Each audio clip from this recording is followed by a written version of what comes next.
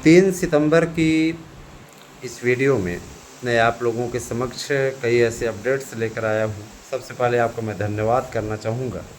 जब से अध्यक्षा जी आई हैं, कीर्ति पांडे जी, तब से आप सभी लोग ज़्यादा संख्या में नोट्स बुक कर रहे हैं और रिकॉर्ड 500 नोट्स कल की तारीख में बुक हुए हैं। मैं उम्मीद करता हूं कि आज भी दिन भर नोट्स बुक होते रहेंगे। आपको भी हमारे शानदार नोट्स चाहिए, टीजीटी पीजीटी प्रवक्ता एलटी, है ना।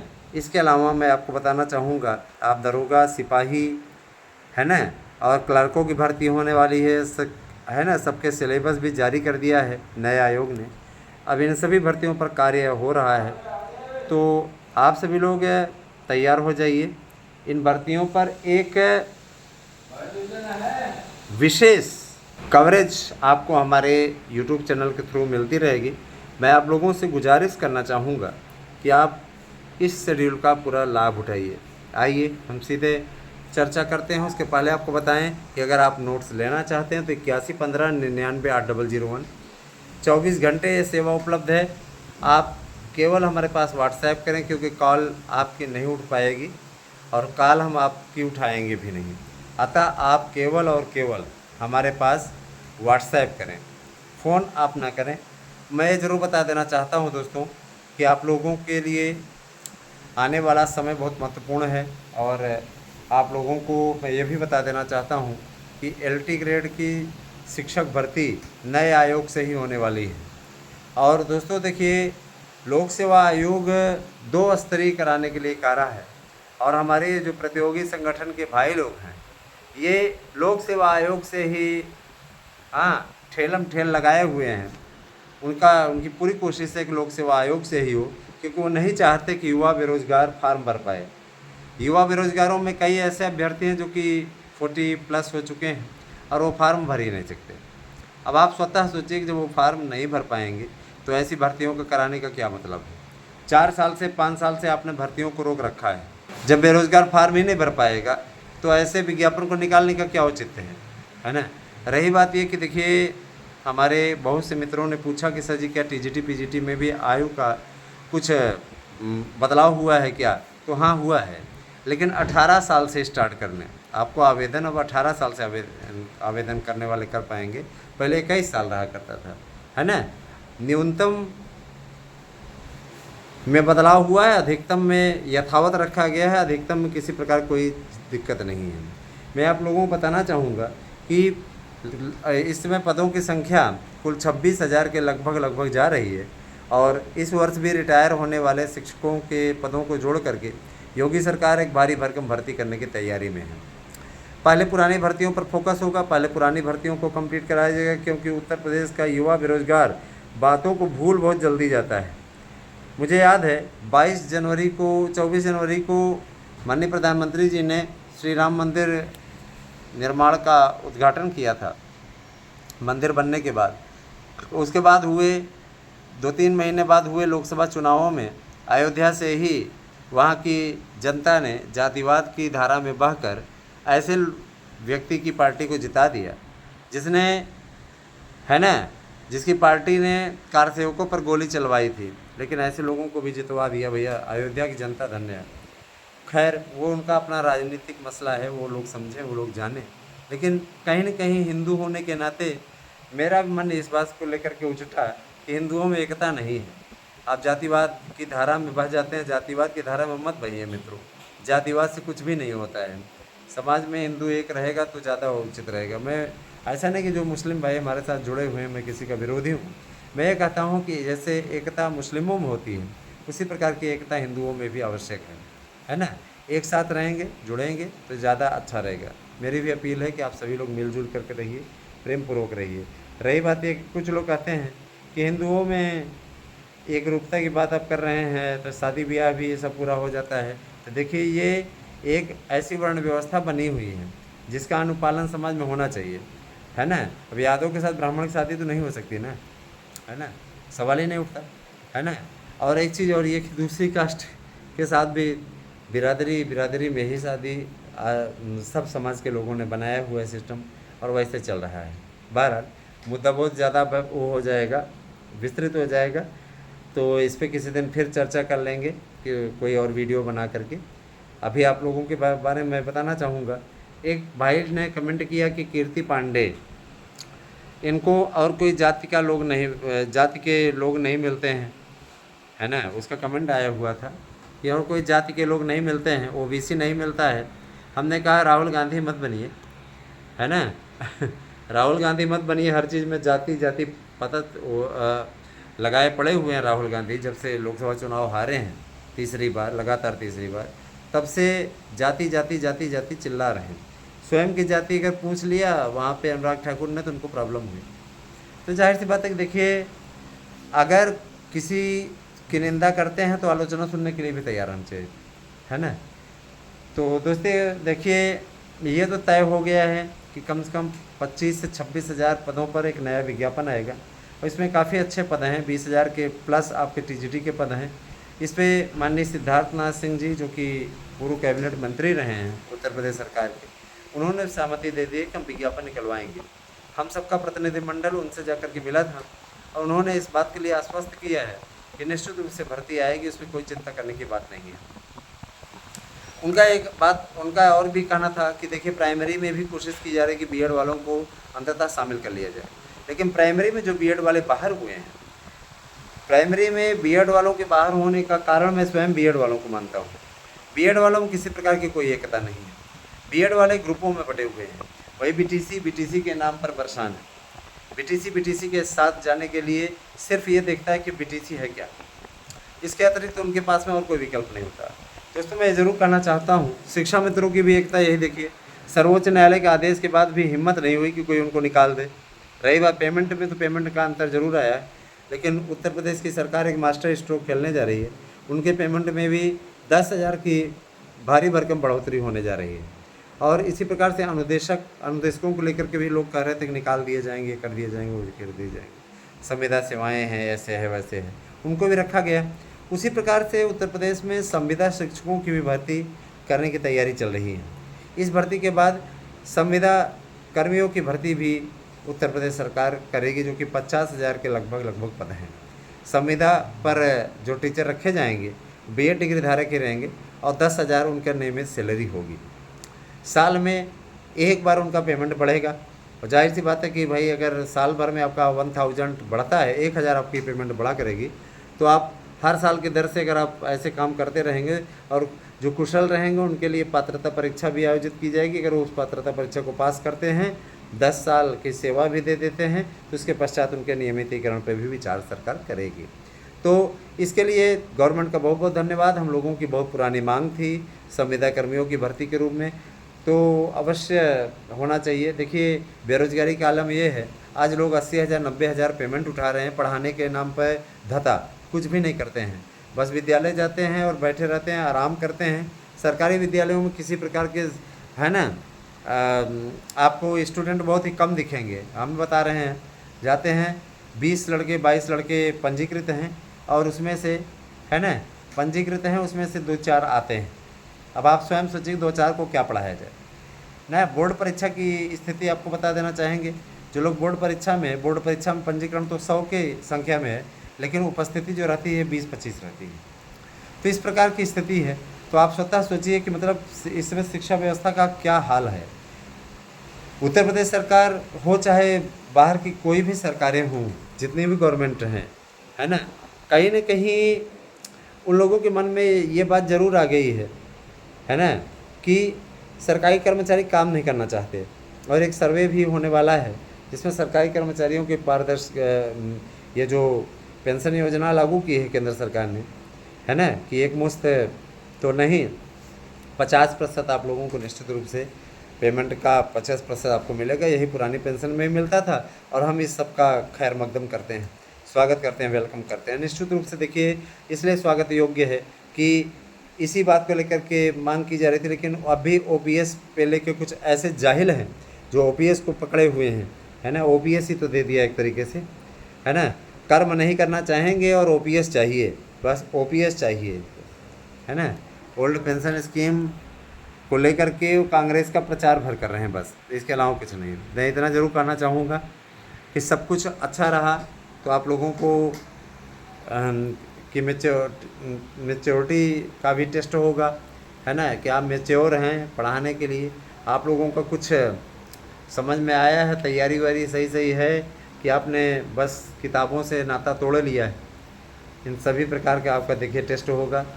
आप कक्षा 10 में अगर पढ़ाते हैं तो 10वीं के पेपर होंगे कि आप क्या 10वीं में आपको रुचि है, इन चैप्टरों के बारे में आपको जानकारी है, सरकारें ये सब कहना, इसी के बाद बेस पे प्रमोशन होगा आपका। जाहिर सी बात है। देखिए दोस्तों, मैं इतना ज़रूर कहना चाहूँगा कि टीजीटी पीजीटी की परीक्षाएं आपकी अक्टूबर तक हो जाएंगी और कोशिश की जा रही है कि 2 महीने का टाइम आप लोगों को दिलाया जाए।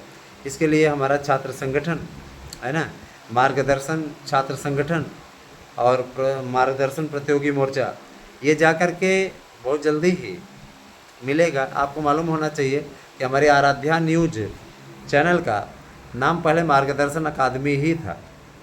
तो मार्गदर्शन प्रतियोगी मोर्चा बहुत जल्दी ही जा कर के माननीय मुख्यमंत्री जी से भी मिलेगा, है ना, उनको धन्यवाद करेगा कि आपने अध्यक्ष भेज दिया, और अध्यक्षा जी से भी मिलेगा और सचिव जी से भी मिलेगा, सबसे मिल करके आप सबकी समस्या का समाधान कराएगा।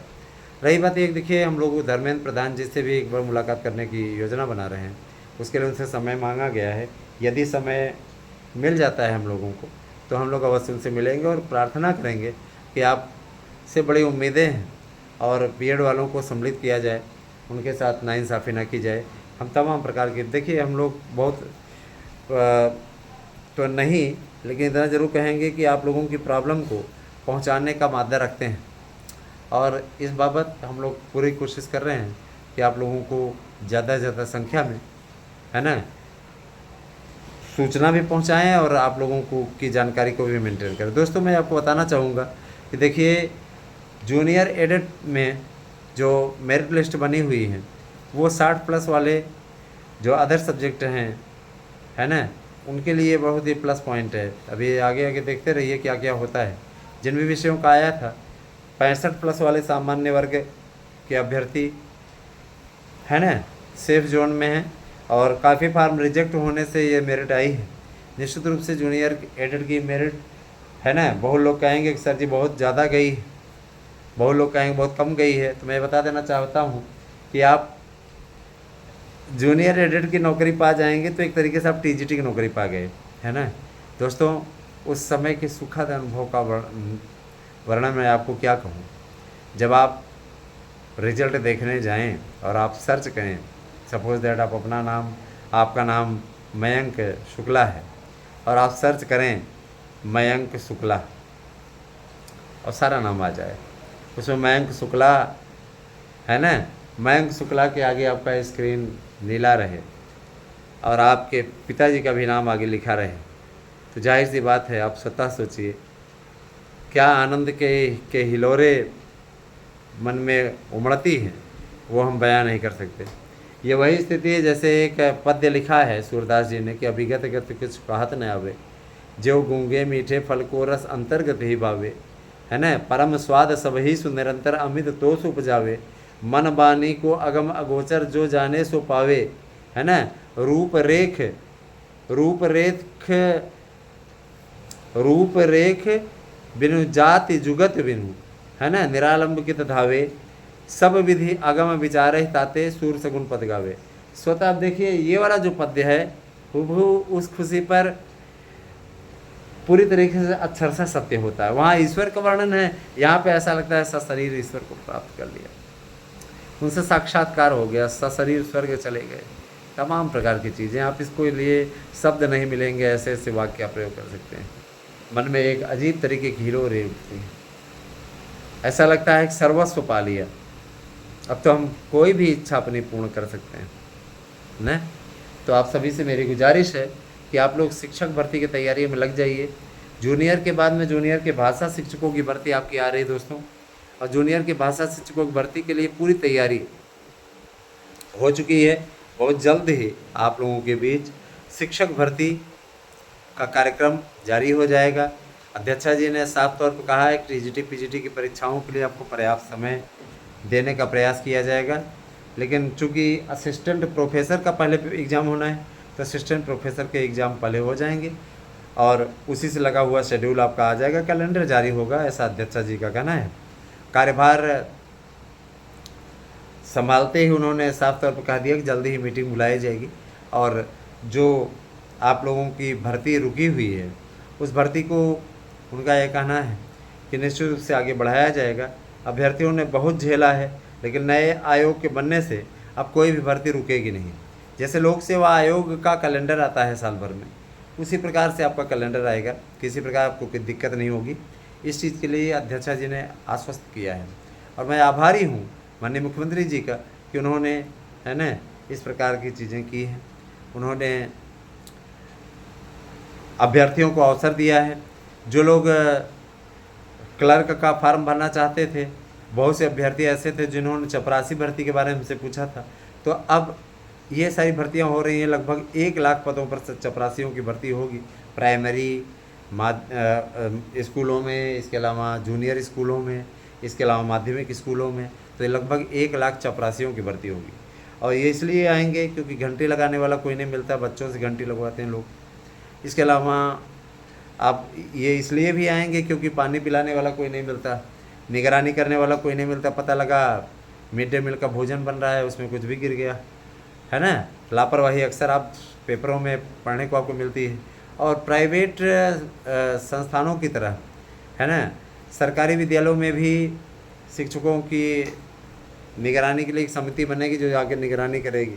उनको मोबाइल नहीं चलाएंगे लोग, आकर पढ़ाएंगे, सही है ना। तो दोस्तों देखिए, अगर आप लोग शिक्षक भर्ती के नोट्स लेना चाहते हैं तो हमारे नोट्स बुक कीजिए। 100% प्रश्न आने की गारंटी। टीजीटी, पीजीटी, एलटी, दरोगा सिपाही, लेखपाल की भी देखिए भर्ती आ रही है। लेखपाल की भर्ती के लिए भी सरकार ने घोषणा कर दी है। तो काफ़ी कुछ भर्तियां, और सारी भर्तियां, चूँकि अधीनस्थ भी इसमें आ गया है, तो लेखपाल की भी भर्ती आने वाली है। लगभग 20,000 पदों पर लेखपाल की भर्ती होगी। दरोगाओं की भर्ती जो होगी 10,200 पदों पर होगी। सिपाहियों की भर्ती की एक और खेप आ रही है 57,000 पदों पर।